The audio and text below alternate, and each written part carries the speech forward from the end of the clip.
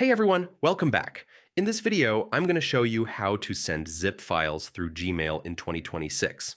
It's a super easy process and I'll cover everything step by step, so you don't have to worry about file size limits or missing attachments. First, make sure your files are zipped. If you haven't done that yet, just select your files on your computer, right-click, and choose Compress or Send to Zip folder. Yeah, this makes it easier to send multiple files at once. Now open Gmail and click the Compose button.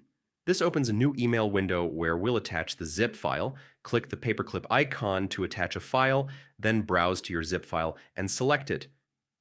Wait a few seconds while Gmail uploads the zip. Depending on the size, it might take a little longer.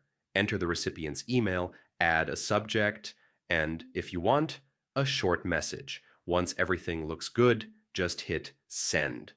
Gmail will handle the zip file and deliver it safely. If your zip file is really big, over 25 megabytes, Gmail will automatically suggest sending it via Google Drive. Just click Upload to Drive, and the recipient will get a link to download the file. Easy, right? And that's it. You've successfully sent a zip file using Gmail in 2026.